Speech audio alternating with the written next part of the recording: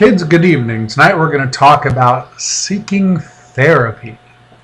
Now, as many of you know, I live in a very small rural community that has a true absence of resources.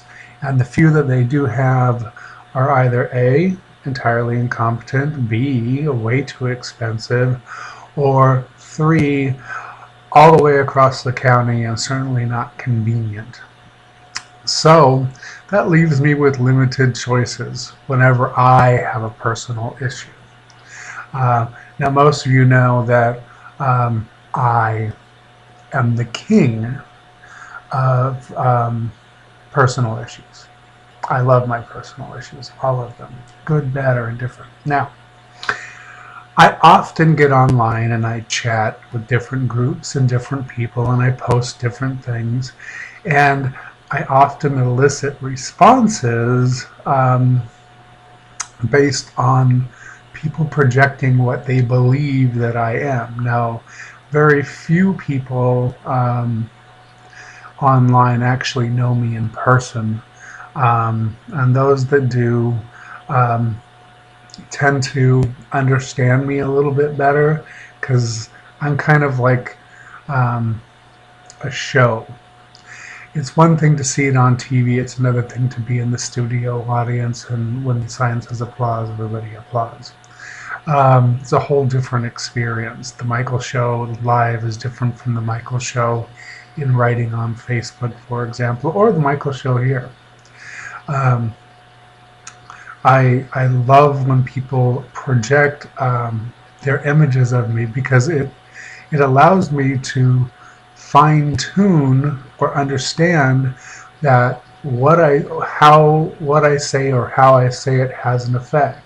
Because sometimes people will laugh, sometimes people will get offended, sometimes people will get quiet, sometimes people will begin to just boil over an expression. But I love when people also stick labels on me, for example. They'll call me liberal, or they'll call me mean, or they'll call me crazy, or whatever it is, out of touch, nuts, whatever. I mean, I've been called every name in the book. But when people sit there and put a label on me, or say that I don't know what I'm talking about, or anything like that, I can assure you, each of you and every one of you, I am the queen and king of mental masturbation.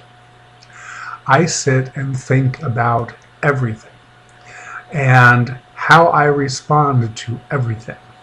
And I sit and think about how I feel and why I feel the way I feel, and how my outlook is. And then I challenge my own paradigms and try to change them up to see how that would make me feel. So I can sit there and mentally jerk off, and I have been doing this for well over 8 years. It's kind of my own therapy. And then I've discovered social media, which is basically me using all of you as my therapist. Because if you've ever actually been to a therapist session, usually you get a half an hour or sometimes a whole hour to sit and talk. And you really can't get much accomplished in an hour, because it takes time to settle down. It takes time to recant from where you were the last time you were there, or whatever. And most of the time, these so-called professionals really don't give a shit what you're saying at all. They already have preconceived notions, or they're just there to sit and write notes so they can get paid by an insurance company or the state or whatever. And frankly, they don't really get involved. I have never once in my adult lifetime ever had someone take time, no matter how much money I've spent, to really get to know me from an early stage all the way through to the current stage, to figure out me as a person. So I just do it for free for myself in front of YouTube or on Facebook. It's my own therapy, and it doesn't cost anything other than my internet connection, and it's very effective. If you have never sat and talked about your own deep, dark personal issues in front of a camera and then had to listen and look yourself in the eye as you replayed it to make sure it's synced up okay and all that stuff, you have no idea how liberating that is. In addition, when you actually post it and people look at it and they have reactions to it, it's amazingly freeing. So that's why I do it. That, and I am probably one of the world's greatest attention sluts ever. That has to do with my adopted child syndrome. But the wonderful thing about being free to express myself is not only is it helping me, but when I type stuff or I write stuff, I have a very dry, sarcastic, ironic sense of humor. And many times it will sneak up on you very, very, very, very slowly and carefully. And you might not catch an ironic or sarcastic moment if you really pay no attention to me otherwise. If you just read through my stuff really quickly, you could easily get offended.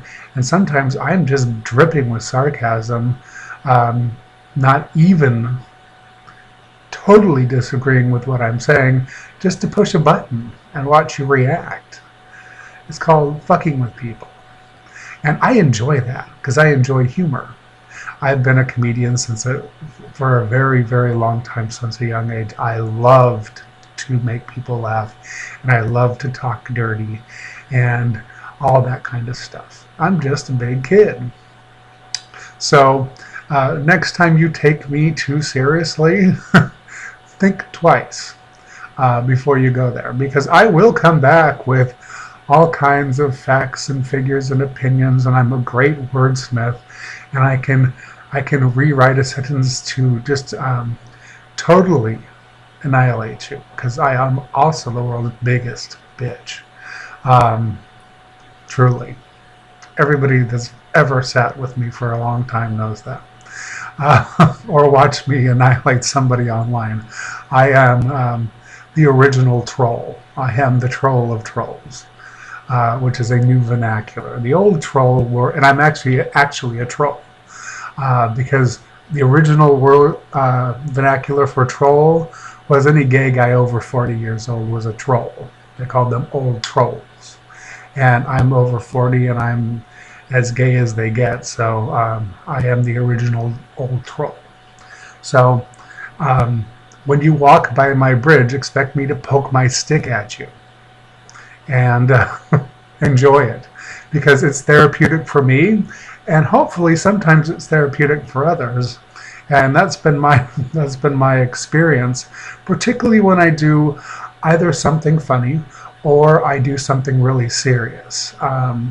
Like I did a rape video last night, or this morning actually, and the last time I did my rape video, the first original one that I erased, I got responses literally from all over the world that were so touching, and long, messages that went back and forth in private, talking about people's situations, what they went through, or how they're having to deal with a spouse that has been raped, and how difficult that is, both males and females. And it's pretty amazing and powerful stuff. That to think that a simple idiot like myself, just doing my own therapy, actually can touch people all over the world. It's great. It's just a matter of standing up. And recently I just posted this little kid holding a little piece of paper in front of those Westboro Baptist Church hateful folks. It's saying God hates no one. that's an amazing inspiration. And if we all just took a moment maybe to make a personal YouTube video and heal ourselves, we can also help in healing others. And if we all took the time to make that difference, then the difference would be made. So that's pretty much all I have to say for today. When you get all upset or twisted about things that I may post or say, take a deep breath. Take a real deep breath. Because it might be very honest, because I am actually quite brutally honest. But I've thought about it a lot. And like I said, I am the king of mental masturbation and the queen. Because both mommy and daddy are dead, so I get both crowns. Who can say that? Anyhow, have a nice one.